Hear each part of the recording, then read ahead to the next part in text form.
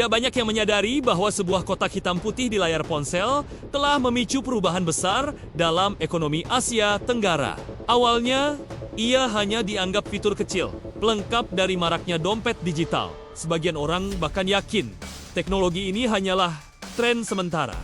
Datang, lalu menghilang. Namun, kenyataan justru berkata sebaliknya. Diam-diam, sistem pembayaran digital buatan Indonesia ini tumbuh melampaui batas negara. Tanpa deklarasi besar, tanpa panggung dunia, tanpa sensasi politik, ia bergerak pelan namun pasti.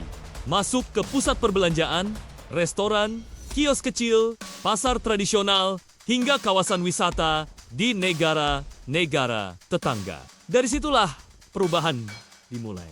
Sistem yang awalnya dirancang untuk membantu UMKM lokal kini membentuk arus transaksi lintas negara yang tidak pernah banner-banner direncanakan sebelumnya. Aku mulai affiliate luar negeri. Dan sekarang fokus ke penghasilan dolar. Di sini sudah ada kelas, grup diskusi, e-book, dan modul video yang bisa diulang kapan aja. Kalau mau mulai, klik link di deskripsi. Uang berpindah tangan, kebiasaan berubah, dan peta kekuatan ekonomi regional mulai bergeser. Pertanyaan besar pun muncul di berbagai forum ekonomi Asia Tenggara. Apakah sistem pembayaran Indonesia kini mulai mendominasi Malaysia? Apakah peran lama Singapura dan Malaysia sebagai pusat pembayaran regional mulai tergeser? Ataukah semua ini hanyalah euforia sesaat yang dibesar-besarkan? Untuk menjawabnya, kita tidak cukup hanya melihat laporan resmi atau grafik statistik. Kita harus turun ke lapangan, melihat bagaimana wisatawan membayar, bagaimana pedagang bereaksi, dan bagaimana negara menyesuaikan diri. Karena perubahan besar ini tidak lahir dari ruang rapat elit, melainkan dari tempat paling sederhana, warung kecil, kios kaki lima, loket transportasi, hingga minimarket di kawasan wisata. Hari ini, wisatawan Indonesia yang berkunjung ke Malaysia, Singapura, atau Thailand tidak lagi direpotkan soal uang tunai, tidak perlu mencari money changer, tidak perlu membawa banyak uang kertas, dan tidak perlu khawatir dengan biaya kartu kredit internasional. Cukup membuka ponsel, memindai QR, dan transaksi selesai dalam hitungan detik. Pembayaran diterima dalam mata uang lokal, sementara saldo tetap terpotong dalam rupiah. Cepat, praktis, dan jauh lebih murah. Di balik kemudahan itu bekerja sistem yang sangat kompleks. Integrasi antar bank sentral, konversi nilai tukar otomatis, hingga standar keamanan digital tingkat tinggi. Semua berjalan tanpa terlihat. Menariknya, Indonesia justru berada di pusat ekosistem ini, sebuah posisi yang dulu hampir tidak pernah dibayangkan. Sebelum era pembayaran lintas negara, sistem digital di Asia Tenggara sangat terfragmentasi. Malaysia memiliki Duitno, Thailand dengan PromptPay,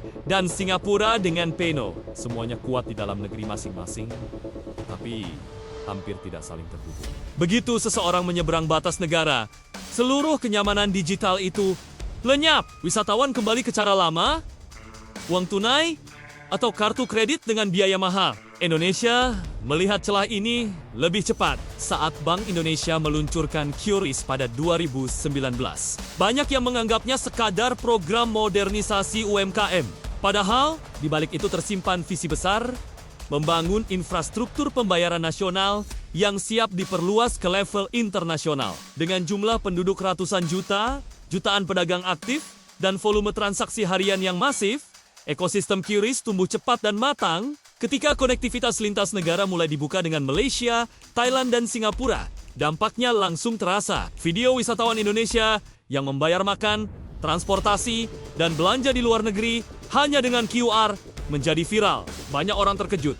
Ternyata, transaksi lintas negara bisa sesederhana itu. Fenomena ini memaksa pelaku usaha di Malaysia untuk beradaptasi. Awalnya ragu, lalu perlahan ikut memasang sistem QR lintas negara karena permintaan wisatawan Indonesia yang sangat besar. Tanpa kampanye besar, tanpa tekanan politik, QRIS menyebar murni karena kebutuhan pasar. Bagi Malaysia, ini menjadi kejutan. Negara yang lama dikenal sebagai pusat keuangan regional kini harus menghadapi sistem pembayaran dari negara tetangga yang digunakan secara luas oleh konsumennya sendiri. Media lokal mulai membahasnya secara serius. Sejumlah analis bahkan menyebutnya sebagai bentuk pengaruh digital yang halus. Bukan lewat kekuatan militer atau tekanan ekonomi, melainkan lewat kebiasaan transaksi sehari-hari. Puncaknya terjadi ketika nilai transaksi QRIS lintas negara melonjak tajam dan menempatkan Indonesia sebagai pemain terbesar di Asia Tenggara. Malaysia tercatat sebagai salah satu kontributor utama.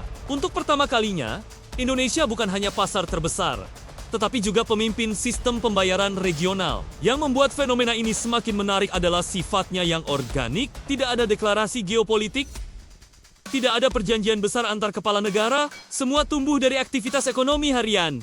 Dari warung, toko oleh-oleh, hotel kecil, hingga pasar malam. Di tempat-tempat sederhana inilah arah baru ekonomi kawasan terbentuk. Malaysia tentu tidak tinggal diam.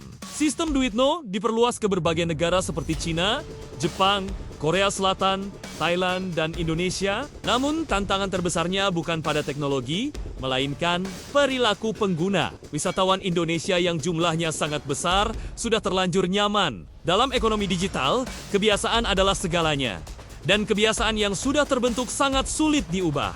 Data menunjukkan nilai transaksi lintas negara Indonesia telah menembus lebih dari 1,6 triliun rupiah. Ini bukan sekadar angka, melainkan sinyal perubahan struktural jangka panjang. Dalam ekonomi digital, siapa yang menguasai arus transaksi harian akan menguasai data, pengaruh, dan arah kebijakan. Di titik inilah, posisi Indonesia menjadi sangat strategis. Momentum ini semakin kuat ketika sistem pembayaran Indonesia diperkenalkan di forum internasional sebagai contoh keberhasilan negara berkembang membangun solusi sendiri. Dunia mulai melihat Indonesia bukan sekadar pasar besar, tetapi juga pencipta standar.